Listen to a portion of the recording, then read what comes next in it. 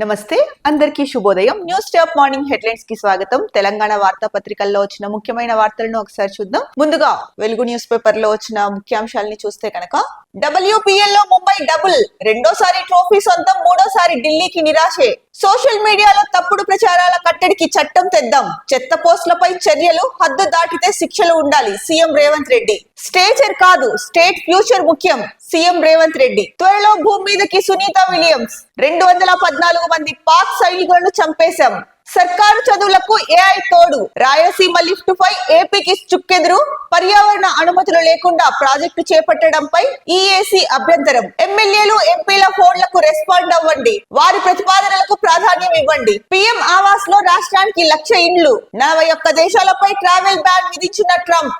వెలుగులో వచ్చిన ముఖ్యాంశాలని చూస్తే కనుక స్టేచర్ కాదు, స్టేట్ ఫ్యూచర్ ముఖ్యం అని చెప్పేసి రేవంత్ రెడ్డి నిన్న అసెంబ్లీలో చెప్పారు. ముఖ్యంగా ఆయన మాట్లాడుతున్నది ఏంటంటే కనుక కృష్ణా జలాలపై చర్చకు రెడీ, మాది తప్పైతే క్షమాపణ చెప్తా, తెలంగాణ హక్కులను ఏపీకి తాకట్టు పెట్టింది కేసీఆర్, సీఎం రేవంత్ రెడ్డి. కృష్ణా జిల్లాలో రాష్ట్రానికి మరణ శాసనం రాసింది కూడా ఆయనే. జగన్ ను పిలిచి పంచభక్ష పరమాణాలు పెట్టి నీళ్లు దోచిపెట్టిండు. దగ్గరుండి పోతిరెడ్డి పాడుకు పెద్ద బొక్క పెట్టించిండు. పొద్దున లేస్తే అబద్ధాలు చెప్పడమే కల్వకుంట్ల ఫ్యామిలీ పని. అబద్ధాలకు జీఎస్టీ వేస్తేనైనా వాళ్ళ దారిలోకి వస్తారేమో. ఆస్తులు బయట పెడతాయని ఆ ఫ్యామిలీ కులగణలో పాల్గొనలేదు. నేను 32 సార్లు ఢిల్లీకి పోయింది గోటీలో ఆడుకోనికా. రాష్ట్ర ప్రయోజనాల కోసం ఎన్నిసార్లు అయినా ప్రధానిని కలుస్తా. ఈ నెల 31లోగా అందరి ఖాతాల్లో రైతు భరోసా జమ చేస్తాం. అసెంబ్లీలో 2.5 గంటల పాటు ముఖ్యమంత్రి ప్రసంగం. సో నిన్న అయితే కనుక అసెంబ్లీలో 2.5 గంటల పాటు సీఎం ప్రసంగించారు. ముఖ్యంగా దీంట్లో కేసీఆర్ పైన, అలాగే సాగునీటి జలాల పైన రేవంత్ రెడ్డి ఎన్నిసార్లు ఢిల్లీకి వెళ్ళొస్తున్నాడు అన్న దానిపైన ముఖ్యంగా మాట్లాడారు. కృష్ణా జలాలపై అయితే కనుక మేము చర్చకు రెడీగా ఉన్నాము, ఒకవేళ మాది తప్పైతే కనుక క్షమాపణలు చెప్పడానికి కూడా రెడీగా ఉన్నా అని చెప్పేసి కీలక వ్యాఖ్య అయితే కనుక చేశారు. ఇక తెలంగాణ హక్కులను ఏపీకి తాకట్టు పెట్టింది కేసీఆరే. జగన్ కి పిలిచి పంచభక్ష ప్రమాణాలు వడ్డించి నీళ్లను దోచిపెట్టింది కేసీఆర్ అని చెప్పేసి మండిపాటు పడ్డారు. ఇక కృష్ణా జలాల్లో రాష్ట్రానికి మరణ శాసనం రాసింది కూడా కేసీఆర్ అప్పట్లో అని చెప్పేసి చాలా ఘాటుగా చెప్పడం జరిగింది. ఇక నేనేమన్నా ఢిల్లీకి వెళ్తున్నాను, ప్రతిసారి 32 సార్లు ఢిల్లీకి వెళ్ళాను అని చెప్తున్నారు కదా, నేనేమన్నా గోటీలో ఆడుకోవడానికి వెళ్ళానా? రాష్ట్ర ప్రయోజనాల కోసం ప్రధానిని కలవడానికి వెళ్ళా, ఎన్నిసార్లు అయినా సరే రాష్ట్ర ప్రయోజనాల కోసం నేను ఢిల్లీ వెళ్తాను అని చెప్పేసి స్పష్టంగా చెప్పారు. ఇక ఈ నెల 31లోగా అయితే కనుక రైతు భరోసా డబ్బు ఏదైతే ఉందో అది అందరి అకౌంట్లలో, అంటే రైతుల అకౌంట్లలో జమ చేస్తాము అని చెప్పేసి చెప్పారు. ఇంకా ముఖ్యంగా ప్రధానంగా ఇంకొక మాట ఎద్దేవా చేశారు కల్వకుంట్ల ఫ్యామిలీని. పొద్దున్న లేస్తానే అబద్ధాలు చెప్పడమే కల్వకుంట్ల ఫ్యామిలీ పని, ఒకవేళ ఆ అబద్ధాలకు జీఎస్టీ వేస్తేనైనా అబద్ధాలు ఆపుతారేమో అని చెప్పేసి ఎద్దేవా చేశారు. ముఖ్యంగా ఇక్కడ కృష్ణా జలాల గురించి మాట్లాడారు.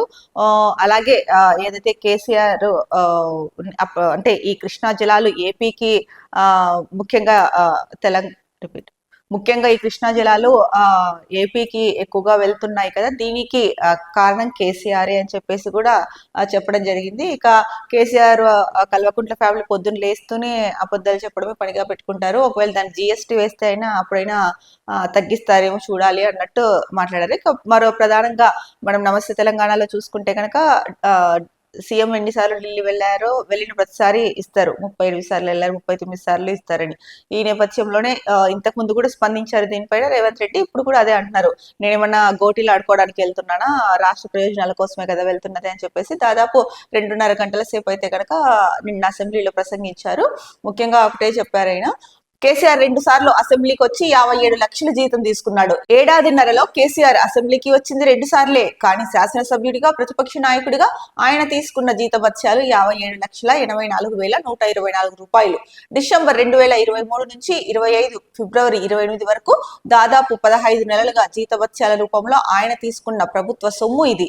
ఆయన నియోజకవర్గ స్థాయిలో, రాష్ట్ర స్థాయిలో ఎక్కడా పర్యటనకు కూడా వెళ్ళలేదు. ప్రజా సమస్యలను చట్టసభల్లో ప్రస్తావించిన సందర్భాలు కూడా లేవు. అని చెప్పేసి సీఎం రేవంత్ రెడ్డి అయితే కనుక చెప్పారు. అంటే వర్క్ చెయ్యకుండా, అంటే అసెంబ్లీకి రాకుండా, పోనీ ఆయన నియోజకవర్గాల్లో కూడా పర్యటించుకోకుండా ప్రభుత్వం నుంచి ఏదైతే ఎమ్మెల్యేగా ఎన్నిక అయ్యారో, గెలిచారో అప్పటి నుంచి ఫిబ్రవరి ఎండింగ్ వరకు ఆయన తీసుకున్న జీతభత్యాలు అయితే కనుక దాదాపు 57,84,124 రూపాయలు అని చెప్తున్నారు. మరి ఇంత డబ్బులు తీసుకున్నారు అంటే ఆయన జీతభత్యాలు మాత్రం నెల నెలా తీసుకుంటున్నారు. అటని అసెంబ్లీకి వచ్చింది లేదు, వచ్చింది 2 సార్లే. అలాగని నియోజకవర్గాల పర్యటనకు వెళ్ళింది కూడా లేదు. అలాంటి అంటే చట్టసభల్లో ప్రజా సమస్యలను ప్రస్తావించిన సందర్భాలు కూడా లేవు అని చెప్పేసి ముఖ్యంగా రేవంత్ రెడ్డి చెప్పడం జరిగింది. మరి ఈ నేపథ్యంలో అంటే ఒక రకంగా చూస్తే మరి ప్రభుత్వ నుంచి జీతం తీసుకుంటున్నప్పుడు ఎవరైనా సరే రాజకీయ నాయకులు అంటే ఎమ్మెల్యేలుగా ఎన్నికైన వాళ్ళు అవ్వచ్చు, ఎంపీలుగా ఎన్నికైన వాళ్ళు అవ్వచ్చు, లేకపోతే మామూలుగా జనరల్ గా ప్రభుత్వ ఉద్యోగులైనా అవ్వచ్చు, ఆఫీసులకి రాకుండా లేదా రాజకీయ నాయకులు అయితే కనుక అంటే ఎమ్మెల్యేలుగా ఎంపీలుగా గెలిచిన వాళ్ళు పార్లమెంట్ సమావేశాలు జరిగినప్పుడు లేదా అసెంబ్లీ సమావేశాలు జరిగినప్పుడు అసెంబ్లీ సమావేశాలకు రాకుండా, అలాగని వాళ్ళ నియోజకవర్గాల్లో కూడా పర్యటించకుండా, ప్రజల సమస్యల్ని పట్టించుకోకుండా గాలికి వదిలేసి మరి ప్రభుత్వం నుంచి జీతభత్యాలు ఎలా తీసుకుంటారు? అది ఎంత పెద్ద తప్పు అది. అంటే సీనియర్స్ వాళ్ళకి బాగా తెలుసు. అందరికన్నా కూడా 2 సార్లు ముఖ్యమంత్రిగా చేశారు, 10 ఏళ్ళు వరుసగా ముఖ్యమంత్రిగా చేశారు, 10 సంవత్సరాలు 2 టర్మ్స్ లో. మరి అలాంటప్పుడు ఈ విషయం ఎందుకు తెలియదు కేసీఆర్ గారికి? తెలుసు. కానీ ఆయన ఎందుకు మరి అలాగని నేను అసెంబ్లీకి వెళ్ళట్లేదు, పర్యటనలకి అంటే నా నియోజకవర్గ ప్రజలు ఎలా ఉన్నారో, అసలు గవర్నమెంట్ నుంచి వాళ్ళకి అందాల్సినవి అందుతున్నాయా లేదా, వాళ్ళ సమస్యలు ఏంటి అని తెలుసుకునే ప్రయత్నం కూడా చేస్తున్నట్టయితే అక్కడ కనిపించట్లేదు. మరి అలాంటప్పుడు ప్రభుత్వం నుంచి ఎలా జీతభత్యాలు తీసుకుంటారు? అది ఆయనకే తెలియాలి, ఆయన విచక్షణకే వదిలేయాల్సిన విషయం. ఇక ముఖ్యంగా మరో వార్త చూసుకుంటే కనుక సోషల్ మీడియాలో అయితే ఈ మధ్య కాలంలో తప్పుడు ప్రచారాలు ఎక్కువైపోతున్నాయని చెప్పేసి రేవంత్ రెడ్డి దానికోసం అంటే ఆ తప్పుడు ప్రచారాల కట్టడి కోసం ఒక చట్టాన్ని తీసుకొద్దామని అయితే కనుక చెప్పారు. చెత్త పోస్టుల పైన చర్యలు, హద్దు దాటితే శిక్షలు ఉండాలి అని చెప్పేసి చెప్తున్నారు.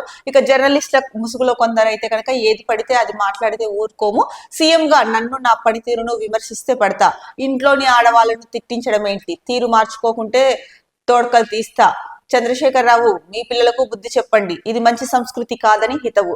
సో కొంతమంది అయితే కనుక జర్నలిస్టుల పేరుతో, జర్నలిస్టుల ముసుగులో అయితే కనుక ఏది పడితే అది రాస్తున్నారు, మాట్లాడుతున్నారు. ఇలా చేస్తే కనుక ఊరుకోము. ఒక స్టేట్ సీఎం గా నేను చేస్తున్న పనిని లేదా నన్ను ఏదైనా అంటే నేను పడతా, కానీ ఇంట్లో ఆడవాళ్ళని తిట్టించడం ఏంటి, ఇది మంచి సంస్కృతి కాదు, ఇలా ఆడవాళ్ళని తిట్టించే సంస్కృతి మార్చుకోకపోతే కనుక తొడకలు తీస్తా అని చెప్పేసి ఒక హెచ్చరిక అయితే కనుక చేశారు. ఇక కేసీఆర్ ని ఉద్దేశించి కూడా చంద్రశేఖరరావు మీ పిల్లలకు కూడా బుద్ధి చెప్పండి, ఇది మంచి సంస్కృతి కాదని కూడా కేసీఆర్ కి హితవు చేయడం జరిగింది. మరి సోషల్ మీడియాలో నిజంగానే ఈ మధ్య కాలంలో చూసుకుంటే ఎవరు చూసినా కూడా చాలా వరకు యూట్యూబ్ ఛానల్స్ పెట్టేశారు. ఎక్కువ చూసుకుంటే కనుక ప్రజలకు ఈజీగా అర్థమవుతుంది. పార్టీల పరంగా పెట్టినవే ఎక్కువ, అంటే పార్టీల మీద అభిమానంతో, అది అభిమానులు అవ్వచ్చు లేకపోతే పార్టీ నేతలే పెట్టించారో ఏంటో మనకి కన్ఫర్మ్ గా తెలియదు. కానీ యూట్యూబ్ ఛానల్స్ ఓపెన్ చేస్తే చాలా ఒక యూట్యూబ్ ఛానల్ ఒక రాజకీయ నేతని తిట్టడము అంతటితో ఆగరు. వాళ్ళ వరకు వాళ్ళు పని చేయట్లేదు సరిగ్గా, లేకపోతే వాళ్ళు అవినీతి చేస్తుంటే అవినీతి చేశారు, అక్రమాలకు పాల్పడితే అక్రమాలకు పాల్పడ్డారని చెప్పుకోవచ్చు. కానీ ఇంట్లో వాళ్ళని కూడా దాంట్లోకి లాగి, ఇంట్లో ఆడవాళ్ళని కూడా దాంట్లోకి లాగి మాట్లాడడము ఎంతవరకు సమంజసం?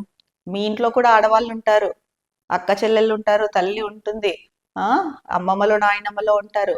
మరి అసలు ఆడవాళ్ళ వరకు వెళ్ళాల్సిన ఇంట్లో వాళ్ళతో ఏం పని?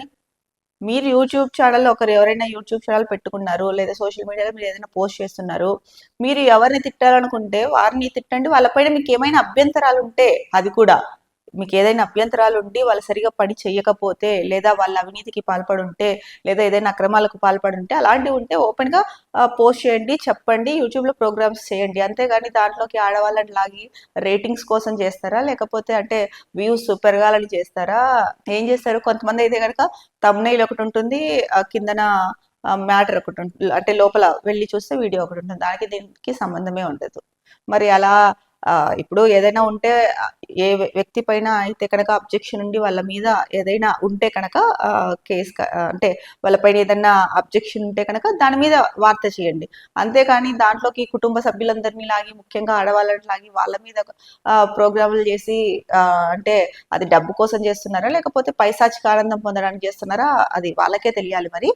సో ఈ నేపథ్యంలోనే రేవంత్ రెడ్డి అయితే కనుక దీనికో అంటే ఈ చెత్త పోస్టులు ఎవరైతే చేస్తున్నారో వీటిని ఆపడానికి అయితే కనుక ఒక చట్టం తీసుకురావాలి, అంటే సోషల్ మీడియాలో తప్పుడు ప్రచారాల కట్టడికి అయితే ఒక చట్టం రావాల్సిన అవసరం ఉందని అయితే కనుక తెలుస్తోంది ఆయన మాటలు చూస్తుంటే కనుక. ఒకవేళ ఈ చెత్త పోస్టులు పెట్టి అబద్ధాలు చెప్పి ఎవరైతే చెత్తగా అంటే మనం చూస్తూనే ఉన్నాం కొన్ని చాలా ఎంత అసభ్యకరంగా ఉంటున్నాయో చూడాలంటే కూడా, అలాంటివి ఎవరు చేసినా కూడా హద్దులు దాటి చేస్తే కనుక శిక్షలు పడతాయని కూడా చెప్పారు. సో రేవంత్ రెడ్డి అయితే కనుక మరో ముఖ్యమైన విషయం చెప్పారు, ప్రధాన వార్తగా ఇచ్చారు. డ్రగ్స్ అమ్మినా తీసుకున్నా వాళ్ళకి కరెంటు నీళ్లు కట్ అని చెప్పేసి చెప్తున్నారు. ముఖ్యంగా పెద్దవాళ్ళైనా సరే, దాంట్లో ఎంత పెద్దవాళ్ళు ఉన్నా సరే వాళ్ళని కూడా జైలుకు పంపిస్తాము అని చెప్పేసి చెప్తున్నారు. డ్రగ్స్ అమ్మినా తీసుకున్నా నీళ్లు కట్ చేస్తాము అని చెప్తున్నారు. మరి ఇది ఎంతవరకు వర్కౌట్ అవుతుందో చూడాలి. ఎందుకంటే కొంతమంది ఎలా ఆలోచిస్తారంటే, అంటే కొంచెం బాగా డబ్బున్న వాళ్ళు, పెద్దవాళ్ళు కరెంటు తీసేస్తే జనరేటరో లేకపోతే ఇంట్లో ఏదో ఒకటి ఆల్టర్నేట్ ఉంది కదా ఇప్పుడు కరెంట్ పోతే పెట్టుకోవడానికి, అది చేసుకుంటాం అనుకునే వాళ్ళు ఉండొచ్చు. లేకపోతే నీళ్ళు కట్ అయితే తెప్పించుకుందాం లేదా బోర్ వేసుకుందాం సొంతంగా అని అనుకునే వాళ్ళు కూడా ఉండొచ్చు. మరి ఇది ఎంతవరకు వర్కౌట్ అవుతుంది అన్నదైతే కనుక చూడాలి. ఇంకో ముఖ్యమైన మాట అయితే చెప్పారు, వాళ్ళు ఎంత పెద్దవాళ్ళైనా సరే జైలుకి అయితే కనుక పంపించి తీరుతామని. ఎందుకంటే రాష్ట్రం ఎందుకంటే రాష్ట్ర ప్రభుత్వము, కాంగ్రెస్ ప్రభుత్వం ఏర్పాటైనప్పటి నుంచి డ్రగ్స్ రహిత తెలంగాణ చేయాలని చెప్పేసి ఫస్ట్ నుంచి చాలా ప్రయత్నాలే చేస్తున్నారు. పోలీస్ వ్యవస్థ కూడా అంతే బలంగా పనిచేస్తుంది డ్రగ్స్ విషయంలో. కానీ ఏదో ఒక రూపంలో మాత్రం రాష్ట్రంలోకి గంజాయి, డ్రగ్స్ ఇవైతే కనుక వస్తూ ఉన్నాయి. అమ్మే వాళ్ళు అమ్ముతున్నారు, తీసుకునే వాళ్ళు తీసుకుంటున్నారు. ఎంత అవేర్నెస్ పెంచుతున్నా కూడా ఇది మాత్రం కంట్రోల్ అవ్వట్లేదు. రీసెంట్ గానే హోలీ ముసుగులో కుల్ఫీలు, బర్ఫీల్లో కూడా గంజాయి తీసుకొచ్చి సప్లై చేశారు. అంటే కొత్త దారులన్నీ వెతుక్కుంటున్నారు. మరి వీళ్ళకి ఇలాంటి ఐడియాస్ ఎలా వస్తాయో, మరి వీళ్ళపైన ఎలాంటి ప్రభావం ఉందో కూడా వాళ్ళకే తెలియాలి. మరి సీఎం గారు చెప్పిన ఈ మాటలతో అయినా కూడా డ్రగ్స్ అమ్మకము, డ్రగ్స్ తీసుకోవడం మానేస్తారో లేదో చూడాలి. మన ముఖ్యమైన వార్తాపత్రిక దిశ చూసుకుంటే కనుక, తప్పు చేస్తూ సంఘ సేవల గొప్పలు ఇలాంటి వాళ్ళన మీరు ఫాలో అవుతున్నది. బెట్టింగ్ యాప్ ప్రమోట్ చేస్తున్న యూట్యూబర్ హర్ష సాయిపై సజ్జనార్ ఫైల్, అన్ఫాలో రిపోర్ట్ కొట్టాలని ట్వీట్. బెట్టింగ్ నివారణ ఉద్యమంలో చేరాలని పిలుపు. సో సజ్జనార్ గారు ఒకటే చెప్తున్నారు, బెట్టింగ్ నేరం, పాటించండి దూరం. ఎవరైతే కనుక అంటే ఆన్లైన్ బెట్టింగ్ యాప్స్ ఇలాంటివన్నీ చేస్తూ సంఘ సేవకుల్లాగా ఫీల్ అయిపోతున్నారు అని చెప్పేసి చెప్పారు. ముఖ్యంగా ఎవరైతే ఆ యూట్యూబ్ ని ఫాలో అవుతుంటారో ఆడియన్స్, వాళ్ళకు కూడా ఒకటే చెప్పారు, ఇలాంటి అంటే బెట్టింగ్ యాప్స్ ఇలాంటివి ప్రమోట్ చేసే వాళ్ళన మీరు ఫాలో అవుతున్నది అని చెప్పేసి ఆయన ఒక ప్రశ్న అయితే కనుక వేస్తున్నారు. ముఖ్యంగా అలాంటి వాళ్ళని అన్ఫాలో కొట్టి రిపోర్ట్ చేయాలని చెప్పేసి ట్వీట్ చేశారు. ఇక ముఖ్యంగా బెట్టింగ్ నివారణ ఉద్యమంలో అయితే కనుక అందరూ చేరాలని ఒక పిలుపుడు అయితే ఇచ్చారు. నిజంగా సజ్జనార్ గారు తీసుకున్నది అయితే కనుక చాలా మంచి నిర్ణయము. అంటే ఆయన చెప్తున్నది, ప్రజలందరికీ చెప్తున్నది అయితే కనుక చాలా మంచి ఉద్దేశము. ఇలా అయినా సరే ఎవరైతే ఆన్లైన్ బెట్టింగ్ యాప్స్ ని ప్రమోట్ చేస్తున్నారో, అలాగే ఇంకా కొంత అసభ్యకరంగా కావాలని కొంతమంది కంటెంట్ క్రియేట్ చేసి లైక్ల కోసమో లేదా మనీ కోసమో చేస్తూ ఉంటారు. అలాంటి వాళ్ళని అయితే కనుక నిజంగానే అన్ఫాలో చేయాలి, రిపోర్ట్ చేసి ట్వీట్ చేయాల్సిన అవసరం అయితే ఎంతైనా ఉంది. ఇక మంత్రి సీతక్క చెప్తున్నారు, నా ఫోటోలు మార్ఫింగ్, మానసిక వేదనకు గురై ఇబ్బందులు ఎదుర్కొన్న కుటుంబాలను బజారుకి ఇడుస్తున్న సోషల్ మీడియా అన్న చెల్లెళ్లను తప్పుగా చూపుతున్నారు, కట్టడి అవసరం. మంత్రి సీతక్క. సో సీతక్క గారి ఫోటోలు అయితే మార్ఫింగ్ చేసి పెట్టారంట. దానికి అంటే ఒక స్త్రీ ఫోటోలు మార్ఫింగ్ చేసి పెడితే ఆ స్త్రీకి ఎలా ఉంటుందండి? అంత అసభ్యకరంగా పెడితే ఎలా ఉంటుంది? వాళ్ళు ఎవరైతే పెడతారో కనీసం ఒక్కసారి పెట్టేటప్పుడైనా కూడా వాళ్ళకి ఎక్కడ కొంచెమైనా విచక్షణ ఉండదా? అరే నా ఇంట్లో నా తల్లి ఉంది, నా చెల్లి ఉంది, అక్క ఉంది, లేకపోతే నా భార్య ఉంది అని ఏది పడితే అది చేసేస్తున్నారు. ఎంత వాళ్ళు ఆ తర్వాత ఎంత క్షోభకు గురవుతారు, సొసైటీలో ఎలా తిరుగుతారు, ఇక సున్నిత మనస్తత్వం కల వాళ్ళైతే కనుక ఏం చేసుకుంటారో కూడా తెలియదు. ఇవన్నీ ఆలోచించరా? ఎట్లా ఇంత నీచానికి దిగజారిపోతున్నారు? అసలు మీరు భారతదేశంలో పుట్టారా లేకపోతే ఇంకెక్కడైనా ఉన్నారా? మీ తల్లిదండ్రులు ఎంత బాధపడుతుంటారు మీరు చేసి ఇలాంటి పనుల్ని చూసి. మానసిక వేదనకు ఎంతో గురై ఇబ్బందులు ఎదుర్కొన్నా అని చెప్పేసి మంత్రి చెప్తున్నారు. మరి మంత్రి గారికి అట్లా ఉంటే సామాన్య ఆడపిల్లల పరిస్థితి, మహిళల పరిస్థితి ఏంటి? మరి సోషల్ మీడియా అయితే కనుక కుటుంబాలను బజారు కీడుస్తోంది. వీళ్ళని అంటే అన్నా నిజమే ఇదైతే కనుక అన్నా చెల్లెలను కూడా తప్పుగా చూపుతున్నారు. అరే మీకు తెలుసా రిలేషన్ వాళ్ళు ఏమవుతారో ఏందో? అంటే కలిసి ఉంటే ఇష్టానుసారం పెట్టేసుకుంటారా పోస్టులు? వాళ్ళు అన్నయ్య అవ్వచ్చు, తమ్ముడు అవ్వచ్చు, ఇంకా కజిన్ అవ్వచ్చు, బాబాయ్ అవ్వచ్చు, ఇంకొకరు అవ్వచ్చు, ఫ్రెండ్ అవ్వచ్చు. అసలు అయినా పర్సనల్ విషయాలతో మీకేం పని? కొంచెమన్నా కామన్ సెన్స్ యూజ్ చేయాలి. అన్న చెల్లెలను తప్పుగా చూపుతున్నారు. ఇక సోషల్ మీడియాని కట్టడి చేయాల్సిన అవసరం అయితే ఎంతైనా ఉందని చెప్పి మంత్రి సీతక్క అన్నారు. ఇక ఇంతకు ముందే మనం చూసుకున్న న్యూస్ లో అయితే కనుక అంటే చెత్త పోస్టులు పెడుతున్న వారిపైన అయితే కనుక చర్యలు తీసుకోవాలి, ఇలాంటి వాటి కోసం ఒక చట్టం తీసుకురావాలని రేవంత్ రెడ్డి గారు అయితే చెప్పారు. బహుశా ఆ చట్టం తీసుకొస్తే అయినా కంట్రోల్లోకి వస్తాయేమో చూడాలి. ఇక 528 మందికి నియామక పత్రాలు 19 అందించనున్న సీఎం రేవంత్. పిఆర్ఆర్డి శాఖలో కారుణ్య నియామకాల ద్వారా 9 ఏళ్లుగా పెండింగ్ లోనే రిక్రూట్మెంట్, సర్కార్ నిర్ణయంతో హర్షం. సో 9 ఏళ్లుగా పెండింగ్ లో ఏదైతే రిక్రూట్మెంట్ పిఆర్ఆర్డి శాఖలో ఉన్నాయో కారుణ్య నియామకాలు, వాటిని ఈ నెల 19న అయితే కనుక సీఎం రేవంత్ రెడ్డి వాళ్ళకి నియామక పత్రాలు అందజేస్తున్నారు. మొత్తం 558 మందికి నియామక పత్రాలు అందజేస్తున్నారని చెప్పేసి ప్రధానంగా వార్త ఇచ్చారు. ఈ అంటే ప్రభుత్వం తీసుకున్న ఈ నిర్ణయం పైన అయితే కనుక ఎవరైతే వీటికి సెలెక్ట్ అయ్యారో వాళ్ళు హర్షం వ్యక్తం చేస్తున్నారని చెప్పేసి ఇచ్చారు. ఇక త్వరలోనే భూమిపైకి Sunita Williams. NASA SpaceX mission success. నింగిలోకి దూసుకెళ్లిన ఫాల్కన్ 9 రాకెట్. సో ఎట్టకేలకైతే కనుక గత 2024 జూన్ లో అంతరిక్షంలోకి వెళ్ళి అక్కడ అంటే ఒక వారం లోపు తిరిగి రావాల్సిన సునీత విలియమ్స్ అలాగే విల్మోర్ ఎవరైతే ఉన్నారో వీళ్ళిద్దరు అక్కడే చిక్కుకుపోయారు కొన్ని సాంకేతిక లోపాల కారణంగా. సో వీళ్ళని తీసుకురావడానికి చాలా ట్రై చేశారు కానీ అవ్వలేదు. మొత్తానికి అయితే కనుక నాసా స్పేస్ ఎక్స్ మిషన్ అయితే సక్సెస్ అయింది. ఏదైతే కనుక ఫాల్కన్ 9 రాకెట్ ఉందో అది నింగిలోకి తీసుకెళ్ళింది. త్వరలోనే భూమి మీదకి సునీత విలియమ్స్ అలాగే విల్మోర్ బచ్ కూడా వచ్చేస్తున్నారు అని చెప్పేసి ఇచ్చారు. ఇక ఉత్తమ్ది ద్రోహ చరిత్ర. అసెంబ్లీలో మంత్రి పచ్చి అబద్ధాలు. కేసీఆర్ చావు కోరిన రేవంత్, అందుకే సీఎం స్పీచ్ బహిష్కరించాం. చిట్ చాట్ లో Siddipet MLA Harish Rao. So chit chat లో అయితే కనుక ముఖ్యంగా ఉత్తమ్ కుమార్ రెడ్డి అయితే కనుక ఉత్తమ్ కుమార్ రెడ్డిది ద్రోహ చరిత్ర అని చెప్పేసి హరీష్ రావు చెప్తున్నారు. ఆయన ముఖ్యంగా చెప్తున్నది ఏంటంటే కనుక అసెంబ్లీలో ఉత్తమ్ కుమార్ రెడ్డి అన్ని అబద్ధాలే చెప్తున్నాడు. అది కాక ఇంకా సీఎం రేవంత్ రెడ్డి అయితే ఏకంగా కేసీఆర్ చావునే కోరుకున్నాడు. అందుకే మేము సీఎం స్పీచ్ ను బహిష్కరించాము అని చెప్పేసి చెప్పారు హరీష్ రావు. ఇంకా మరో వార్త చూసుకుంటే కనుక కేసీఆర్ ఆబ్సెంట్, సభ్యులు వాకౌట్. బీఆర్ఎస్ తీరుపై సర్వత్రా విమర్శలు. సో నిన్న కేసీఆర్ అయితే కనుక అసెంబ్లీకి హాజరవ్వలేదు. దాంతో బీఆర్ఎస్ నేతలు వాకౌట్ చేశారు. ఎవరైతే ఎమ్మెల్యేలు ఉన్నారో వీళ్ళు వాకౌట్ చేశారు. దీనిపైన అయితే కనుక అంటే ఇది మంచి పద్ధతి కాదు. అసలు అసెంబ్లీ నిర్వహించేదే ఎందుకు? ప్రజా సమస్యల్ని చర్చించడానికి ఒక వేదిక. అలాగే రాష్ట్ర అభివృద్ధిని ఎలా ముందుకు తీసుకెళ్లాలి, ఎలాంటి బిల్లుల్ని చట్టం చేయాలి, ఆమోదించాలి అని చెప్పుకునే దానికి ఒక వేదిక. అలాంటి విలువైన సమయాన్ని కూడా ఉపయోగించుకోకుండా అలాంటి టైంలో కూడా వాకౌట్లు చేసి బయటకు వెళ్తూ ఉంటే ఇంకా అసెంబ్లీకి అర్థం ఏంటి, ఉపయోగం ఏంటి? ప్రతిపక్ష పార్టీలు ఇలా చేయడం ఎంతవరకు కరెక్ట్? ఏదైనా ఉంటే అసెంబ్లీలో మాట్లాడుకొని తేల్చుకోవాలి. వీళ్ళు నిన్న కేసీఆర్ ఆబ్సెంట్ అయ్యారంట, వాకౌట్ చేశారంట సభ్యులందరూ. మరి విమర్శిస్తారు, ఎవరైనా విమర్శిస్తారు. సర్కార్ బడుల్లో ఏఐ బేస్డ్ ఎడ్యుకేషన్ 3, 4, 5 తరగతుల విద్యార్థులకు తెలుగు, ఇంగ్లీష్, మ్యాథ్స్ సబ్జెక్టుల బోధన. ఇందూరులో 44 ప్రభుత్వ ప్రాథమిక పాఠశాలల్లో ప్రారంభం. స్టూడెంట్స్ కు మొదట ఏబిసి గ్రేడింగ్. విద్యార్థులకు అర్థమయ్యే రీతిలో టీచింగ్. సో మొత్తానికైతే కనుక స్కూల్స్ లో 3, 4, 5వ తరగతి విద్యార్థులకు అయితే కనుక ఏఐ బేస్డ్ ఎడ్యుకేషన్ అయితే కనుక అందించబోతున్నారు. ముఖ్యంగా తెలుగు, ఇంగ్లీషు, మ్యాథ్స్ సబ్జెక్టులలో ఈ బోధన ఉంటుంది, ఏఐ బేస్డ్ బోధన.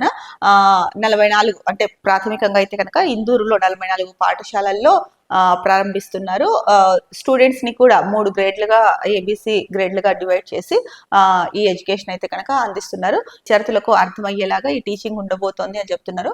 ఇది కనుక సక్సెస్ అయితే కనుక మిగతా స్కూల్స్ లో కూడా ఏఐ బేస్డ్ ఎడ్యుకేషన్ అయితే కనుక ప్రారంభించే అవకాశం ఉంది. ఇక ఎండలు అయితే కనుక మార్చ్ లోనే మండిపోతున్నాయి. ఎండలు ఎట్ రేట్ 41 డిగ్రీలు. ఆదిలాబాద్ లో గరిష్ట ఉష్ణోగ్రతలు, రాష్ట్ర వ్యాప్తంగా పెరిగిన టెంపరేచర్. రానున్న 2 రోజుల్లో వడగాల్పులు, వాతావరణ శాఖ వెల్లడి.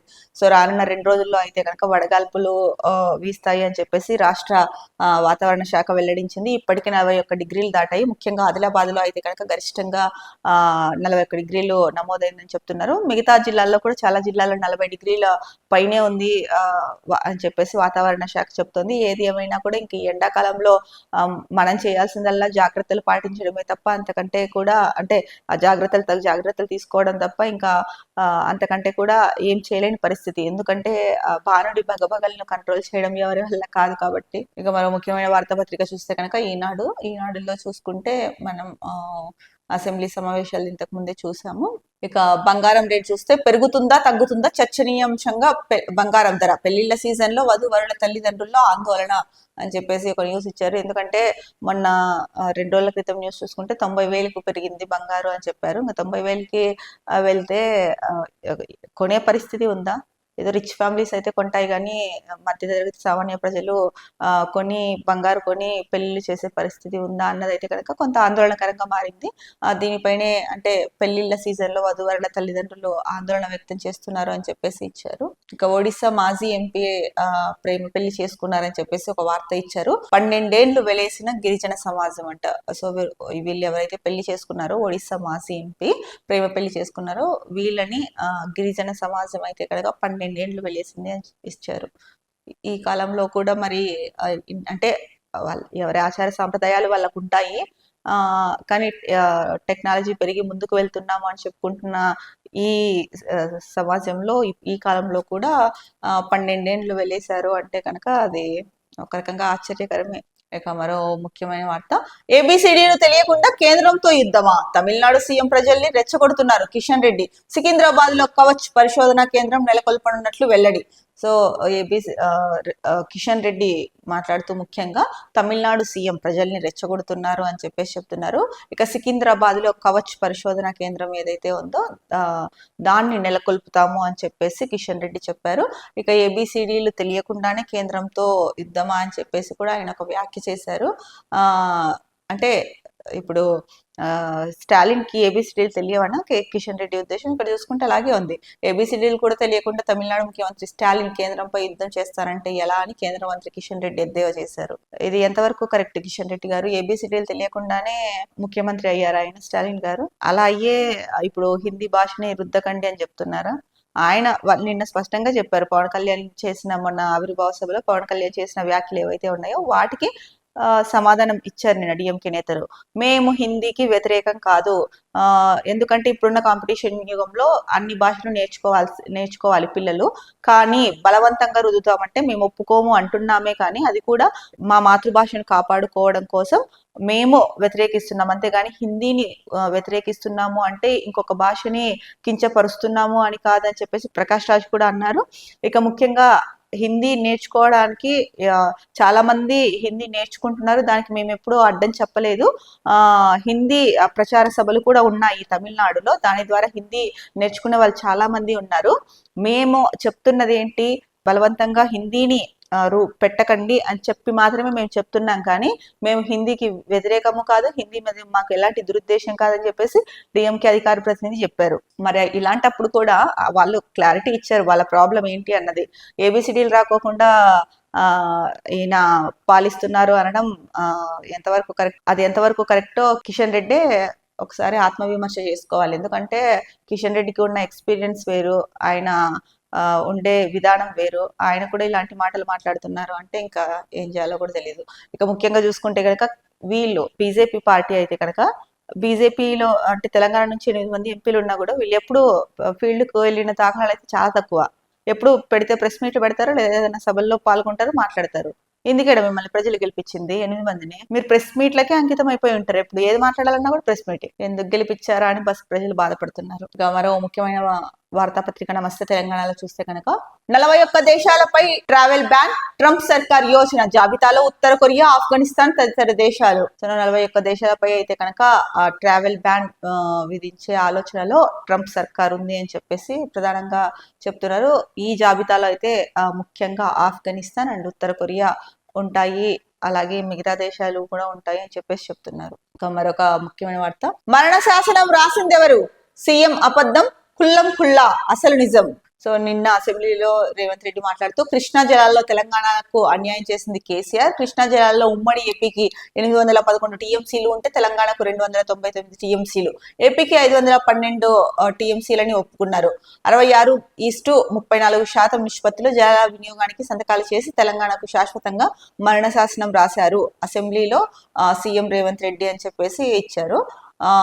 మరి దీనికి సంబంధించి వీళ్ళు ఇక్కడ న్యూస్ ఇచ్చారనమాట. 24:76. 100 రోజుల క్రితం నిండుగా కలకలాడిన నాగార్జున సాగర్ లో మన నీటి వాటా నీళ్లు మనకు రాకముందే డెడ్ స్టోరీస్ కి దగ్గర కావడానికి కారణం ఆంధ్రప్రదేశ్. వరద ఆగిపోయిన తర్వాత సాగర్ నీళ్లలో ఆంధ్రప్రదేశ్ 75.73% వాడుకుంటే తెలంగాణ వాడింది కేవలం 24.27% నీళ్లు మాత్రమే. తాత్కాలిక ఒప్పందం ప్రకారం చూసినా ఏపీ వాడుకోవాల్సింది 66% మాత్రమే, తెలంగాణకు 34% రావాలి. మరి అంటే కృష్ణా జలాల విషయంలో కేసీఆర్ తెలంగాణకు మరణ శాసనం రాశారని ఆరోపిస్తున్న రేవంత్ రెడ్డి ఇప్పుడేమంటారు? ఇప్పుడు కేసీఆర్ అధికారంలో లేరు కదా, మరి పదవిలో ఉన్నది మీరే కదా. 66% వాటానే వాడుకోవాల్సిన ఏపీ 76% వాడుకుంటుంటే తరలించుకుపోతుంటే మీరేం చేశారు? తెలంగాణకు 34% వాటా దక్కాల్సి ఉండగా కేవలం 24% తెచ్చిన పాపం ఎవరిది? ఇప్పుడు అధికారంలో ఉండేది మీరే కాబట్టి మరి మీదే కదా అన్నట్టు చెప్తున్నారు. అలాగే నల్గొండ జిల్లాలో పంటల్ని ఎండబెట్టి హైదరాబాద్ కు తాగునీటి సంక్షోభాన్ని ముంగిట నిలిపి 11 ఏళ్ల తెలంగాణ చరిత్రలో సాగర్ నుంచి అత్యల్పంగా నీటి వాటా తరలించిన మీరా మరణ శాసనాన్ని రాస్తున్నది లేక కేసీఆర్ సర్కారా? కేసీఆర్ సర్కార్ ఉన్న 10 ఏళ్లలో గరిష్టంగా అంటే 2015-16లో 36% వాడగా కనిష్టంగా చూసినా వరద పెద్దగా రాని 2020-21లో కూడా 28% నీటిని పిండుకోగలిగింది. ఇప్పుడు చెప్పగలరా కృష్ణా జలాలపై మరణ శాసనాన్ని రాస్తున్నది ఎవరు అని చెప్పేసి క్లియర్ గా ఒక వార్త అయితే కనుక ఇచ్చారు. మరి సీఎం రేవంత్ రెడ్డి దీనిపైన ఎలాంటి స్పందన తెలియజేస్తాడో అన్నదైతే కనుక చూడాలి. ఎందుకంటే చాలా క్లియర్ గా చెప్తున్నారు, అంటే కేసీఆర్ ఉన్నప్పుడు ఎంత నీటిని వినియోగించుకున్నారు, ఇప్పుడు ఎంత నీటిని వినియోగించుకుంటుంది తెలంగాణ, అలాగే ఏపీకి ఎంత వాటా ఉంటే వాళ్ళు ఎంత అధికంగా వినియోగించుకుంటున్నారు, తెలంగాణకి ఉన్న వాటాని కూడా వినియోగించుకోలేకపోతుంది అన్నది క్లియర్ గా ఇచ్చారు. మరి దీనికి ఏం చేస్తుంది అంటే రాష్ట్ర ప్రభుత్వం ఏం సమాధానం చెప్తుంది అన్నదైతే కనుక చూడాలి. ఇవి తెలంగాణ వార్తాపత్రికల్లో వచ్చిన ప్రధాన వార్తాంశాలు. రేపటి న్యూస్ టాప్ మార్నింగ్ హెడ్లైన్స్ లో మళ్ళీ కలుద్దాం. అంతవరకు సెలవు, నమస్కారం. Be happy, stay strong, stay healthy.